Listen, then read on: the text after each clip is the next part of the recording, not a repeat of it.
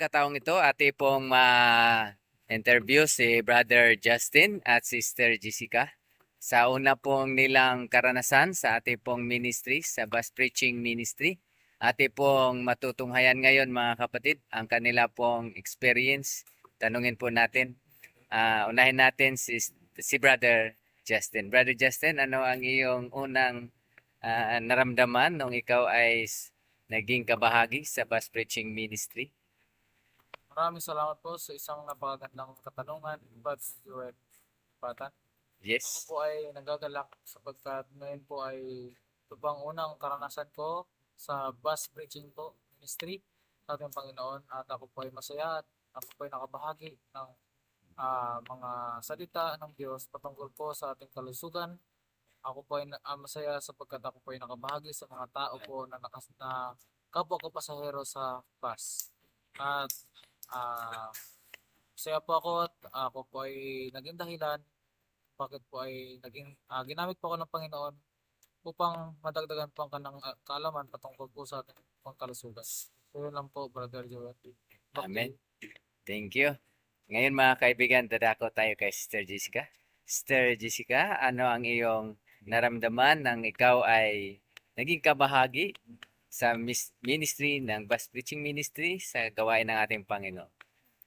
Ang naramdaman ko po ay lubos po akong napakasaya sa araw na ito sapagkat ako po ay bumahagi ng katulad po ng sinabi ni Brother Justin, bumahagi po ng balita o mensahe na nagmumula po sa tao.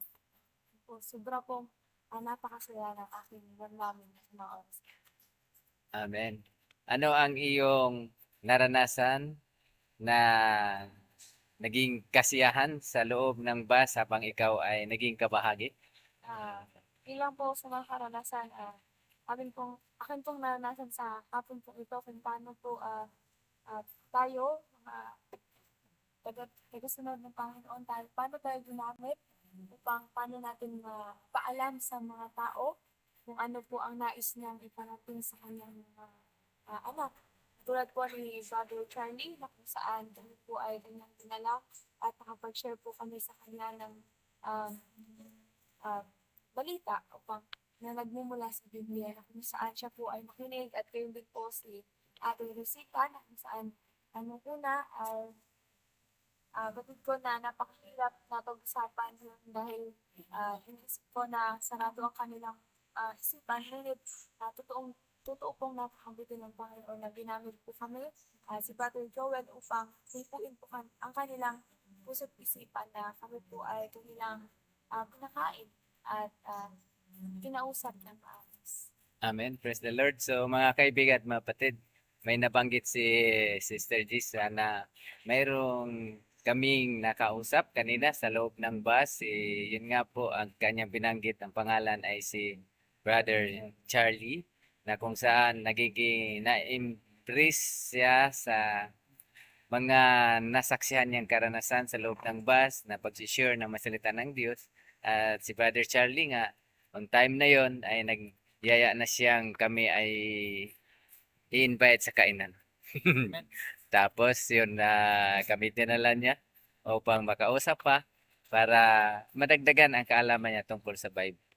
Banal na salita ng Panginoon. At mayroon pa siyang isang kasama na si Ma'am Rosalita. Yan. So mga kaibigan, mga batid, ang patuloy nating pag-share sa gawain ng ating Panginoon ay patuloy lang upang marami pang mga taong mabigyan ng ah, inspiration sa buhay. So, atin naman pakinggan si Brother Luel. Brother Luel. Brother Luel, ano naman ang iyong karanasan sa araw na ito sa ating pong paglilingkod sa gawain ng ating Panginoong Diyos? Yan, purihin po ang ating Panginoon na napakabuti sa atin na tayo po ay maging nakapaglingkod sa mga tao at masaya pong maglingkod sa mga tao lalo na sa mga pasahero ng bus na iba-iba yung mga reactions. Meron mga talagang natutuwa at napapalakpak sa awit ng ating mga kabataan na kasama. Amen. Itong mga kabataan natin na sila yung mga buhay na patutuo ng ating Panginoon. At napakasayang maranasan na magkaroon tayo ng mga kausap ng mga tao at makapaghandog ng mga mensahe ng mga salita ng Diyos tungkol sa kaligtasan at kalusugan ng ating katawan. Amen. Kaya matuloy lang tayo sa gawain. Sabi nga, walang may iwang gawain hindi tapos. Mhm. Kaya ipagpatuloy natin hanggang sa mahayag ang ating Panginoon sa mga napaap sa langit. Amen. Agawin natin yung mga katuwang ito sa kamay ng kaaway. Yan. Malayo po tayo. Patuloy po tayong sumuporta sa gawain na ito. Malayo man kayo o malapit. Ayan, kasama namin kayo sa gawain na ito.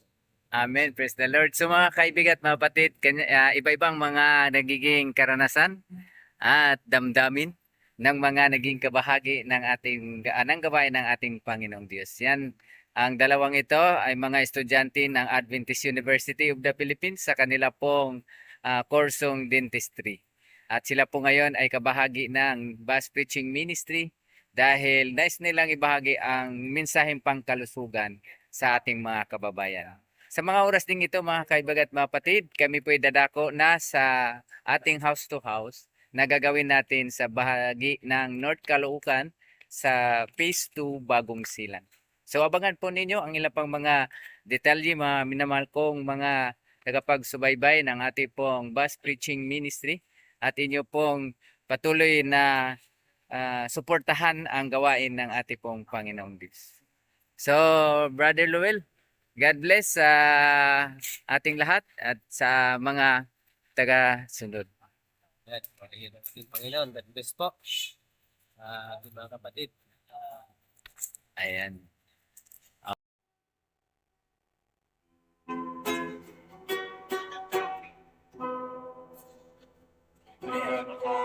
Pakinggan mo, panawagan para sa iyo. Buhay ay hantong malapit ng magwawakas itong mundo.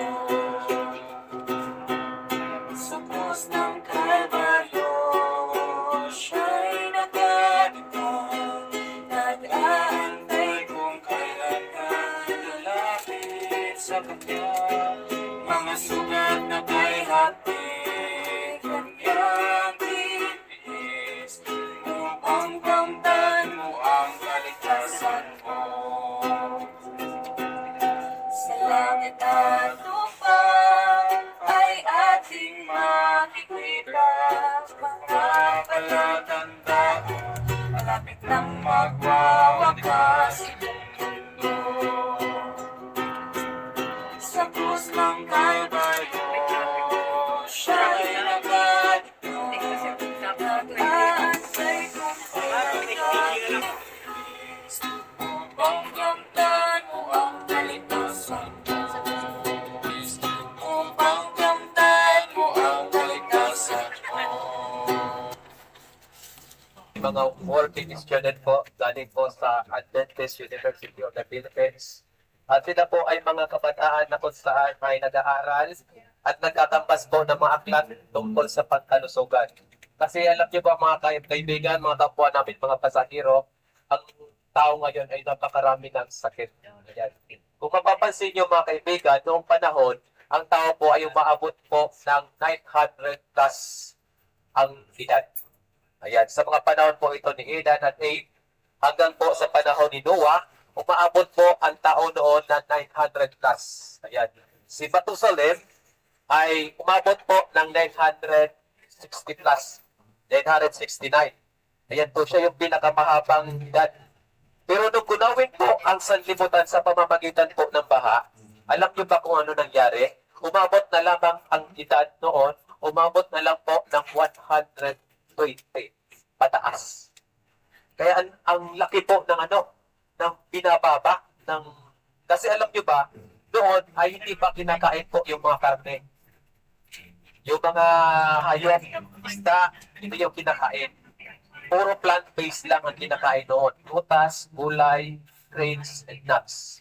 At doon po natin nakita na ang kalusugan ng mga tao noon ay hindi lang doble, kundi 9 times. Ayan, kuminsan. Kaya kung mapapansin nyo mga kaibigan, ang buhay natin ay umaabot na lamang ng 70. Ang sabi sa banal na kasulatan, kapag lumabot tayo ng 70, tayo po ay nasa kalagayang hindi malusog. Pero pag lumagpas tayo ng 70 hanggang 80 hanggang 100, tayo po ay nasa kalagayang Siya rin po ay nag-maintain ng malakas at malusog na mga buto sa ating buong katawan. So kung tayo po ay nararamdaman natin na mahina po ang ating katawan at madali po tayong panghina ang ating mga tuhod, yan po ay nagpapalakas din po ng ating mga buto sa katawan. Ayan. Ayan, ito naman po.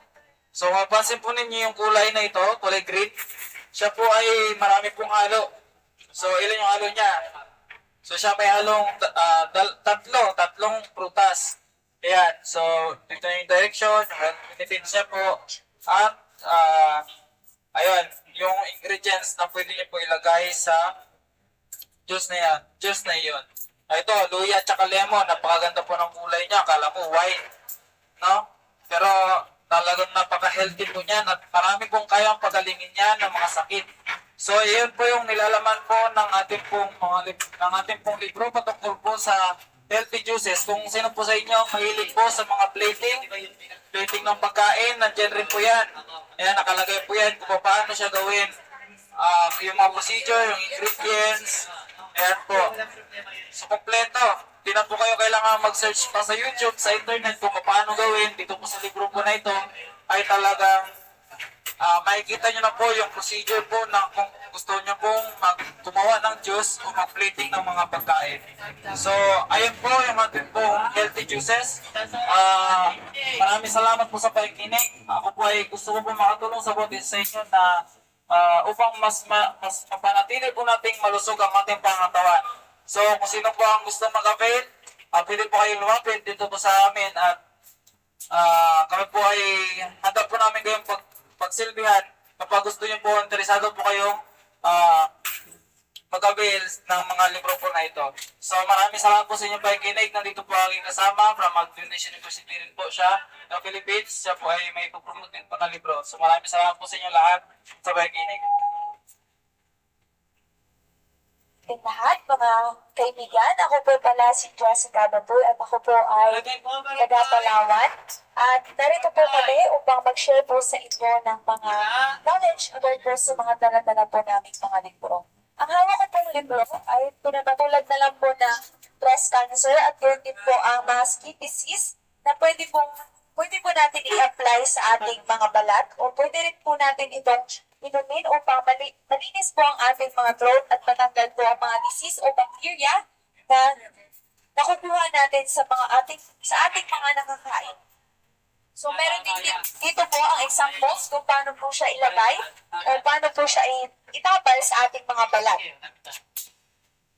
Kung inyo pong nakikita, ang baby po ito ay umiinom po siya ng charcoal, which is, ito po yung nag-help sa kanya upang mag-cleanse po ang kanyang throat o lalamunan. At kaya din po na nakikita nyo dito, ito po ay ginagat po ng aso at kung saan ito po ay, ang charcoal po ay nakatulong sa kanya upang mapagaling ang kagat at din po ang mga snake bites or insect bites. So, at ito naman pong sa loob po nito, meron 32 real life stories na makakatulong po sa inyong mga anak, sa inyong pong mga kapatid o sa inyong pong mga pamangkin upang sa kanila pong paglago bilang mga bata. At matututo din po sila at ma-develop ang kanilang skills development. So, ang mga kwento po dito ay mga real life stories. So, ito po ay 32 real life stories na ginawa upang patulungan ang ating mga anak na lumago ng nasa tama. So, ayan po, maraming salamat po sa pakikinig. So, bago po tayo makarinig ng isang mensahe sa hapon po ito, ay kami po ay maghahandog ng kanta na pinamagatan po sa puso. Sipay po, sipay! Sipay!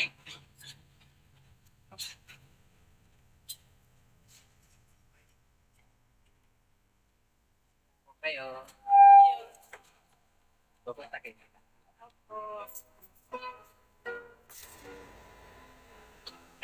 Sipay dyan, wala? Meron. Sipay! Pilit ko Panawagan para sa'yo. Buhay ay Sige po, ingat po.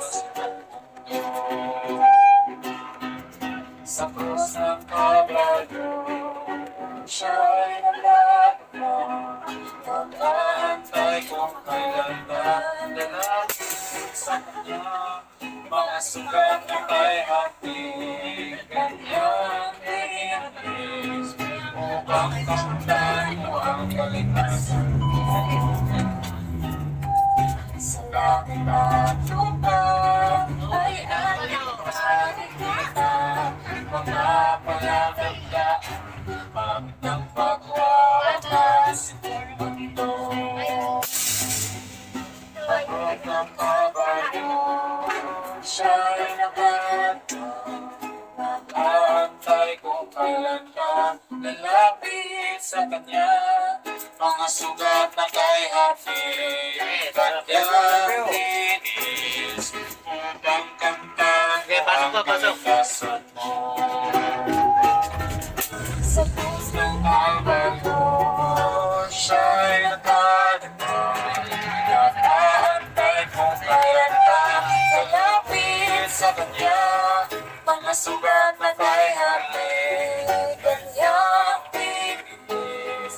Upang kamtan mo ang kaligtasan mo. Upang kamtan mo ang kaligtasan mo. Hero. Tayo po ay kami po ay maglilingkod po sa inyo ng isang maglilingkod po. Sa mga oras na ito, ang ating pong mga kasama sa gawain ng ating pong mahal na Diyos ay sila Sister Jessica, Brother Justin, and Brother Luel. Yan po ang mga masisipag na gagawa sa gawain ng ating pong Panginoong Diyos. Narito kami ngayon sa venue ng Bus Preaching Ministry, kung saan ating pong patuloy gampanan ang pagpapahayag ng mga salita ng ating pong Panginoong Diyos.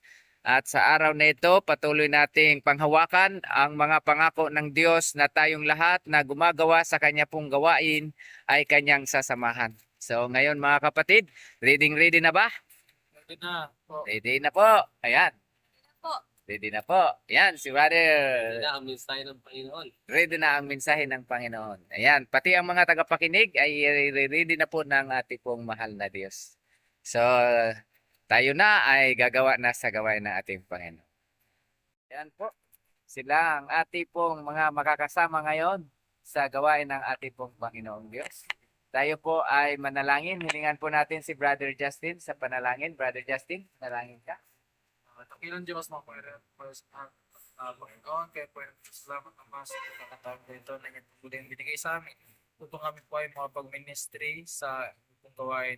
Kami gagawa na naman po ng inyong gawain po na kung saan kami po ay magbabahagi ng inyong pong mga salita patungkol sa kalusugan, sa mga pagbata, po sa inyong salita patungkol sa Biblia. Takilang Diyos, maraming pong salamat Ama at kinaniligan naman na ingatan po kami, protektahan po kami sa lakad ngayon. Umagang ito, Ama, nawa po ihanda rin po ang mga tao po na may kinig ng inyong pong mga salita. Sa tinig po ni Jesus. Amen. Okay mga kapatid, salamat sa ating pong Panginoon.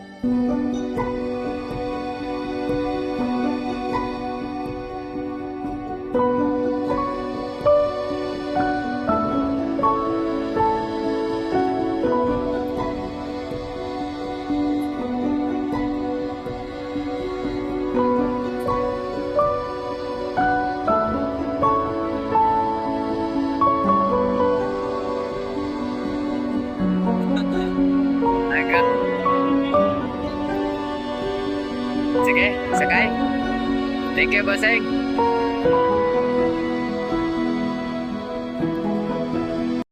Adventist University of the Philippines. Ako po ay isang dentistry student. At ngayong araw po ay nais ko po promote po sa inyo ang libro po patungkol po sa ating kalusugan. Dahil alam po natin na ang kalusugan po ay yan po yung magsisilbing yaman natin sa ating pong sarili. Kung wala po ang kalusugan po natin, ay tayo po ay mahina.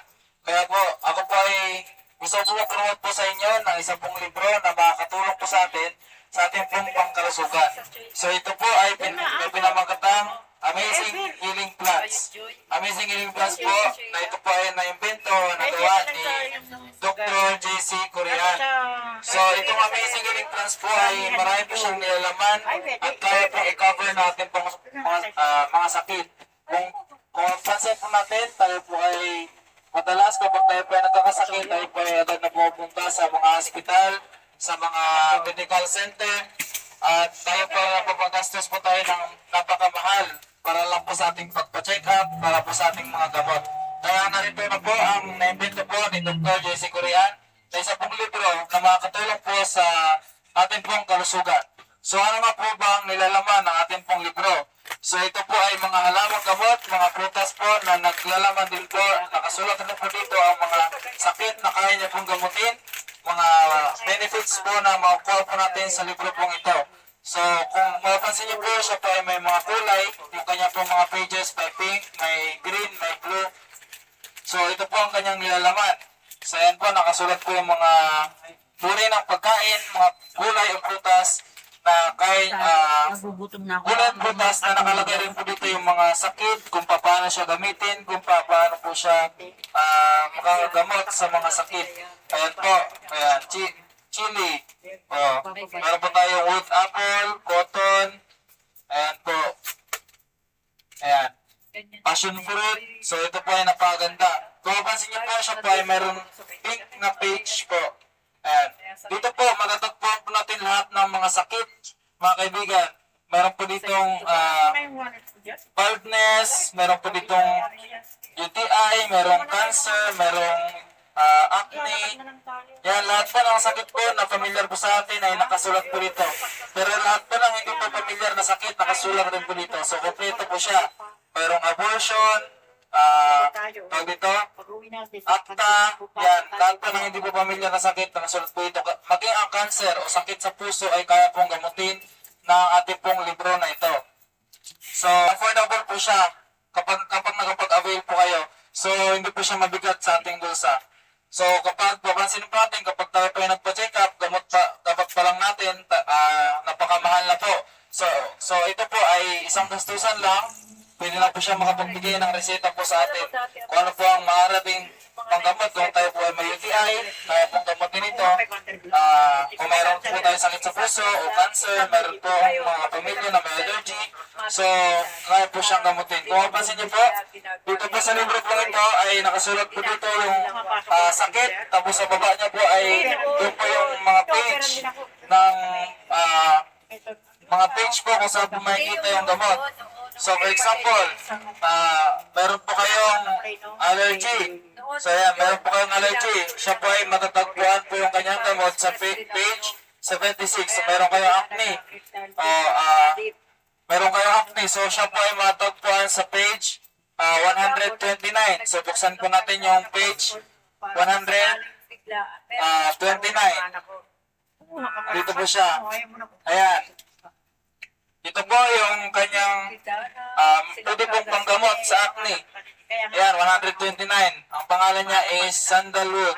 So dito po ay makikita na rin po natin yung kung paano po siya gamitin, kung paano po siya makagamot sa acne, kung sino po sa atin may mga acne.